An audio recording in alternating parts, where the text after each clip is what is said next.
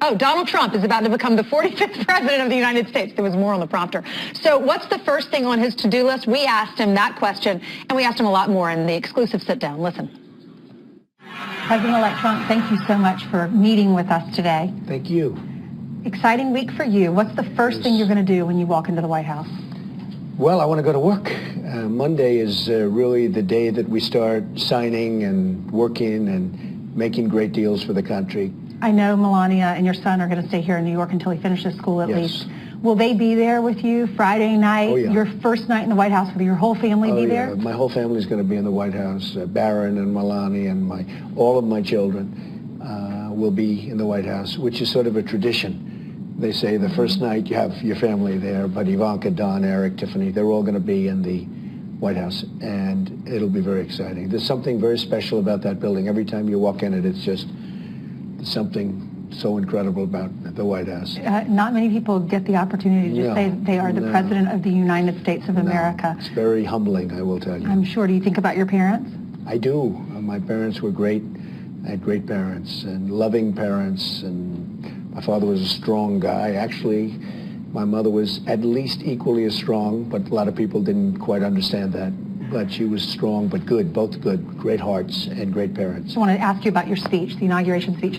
Have you prepared your speech? Have you practiced? What's the first line? Well, I have prepared it. Well, the first line is thanking everybody, all of the presidents, and including, by the way, President Obama and Michelle, who have been absolutely nice. Melania has spent time with Michelle, and it was great. And Ivanka the other day spoke to her. The conversation was going to be a quick conversation. It lasted an hour.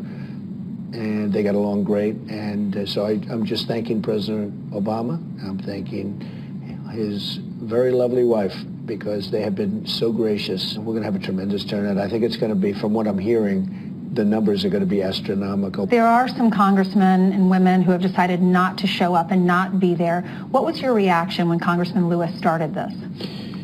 Well, what he said is that he's never done it before, but he has, and you know, he has done it before, because he did it with President Bush 43, and he did it on the same basis. He said, oh, he is not our president, or something thereabouts, and that's a very bad misrepresentation. So let's see what happens. As far as other people not going, that's okay, because we need seats so badly.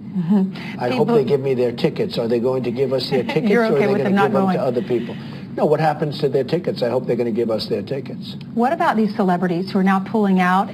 Many of the celebrities that are saying they're not going, they were never invited. Well, I don't want the celebrities, I want the people. And we have the biggest celebrities in the world there. The biggest in the world. You. Well, I won't say that. But we have the biggest, and President Obama. How about these designers that are saying they don't want to dress your wife? Did she even ask Tom Ford? Never asked Tom Ford. Doesn't like Tom Ford. Doesn't like his designs. Tom Ford is an example. I will not dress the First Lady. He was never asked to dress. And Steve Wynn just called me, and he said he thought it was so terrible what Tom Ford said that he threw his clothing out of his Las Vegas hotel.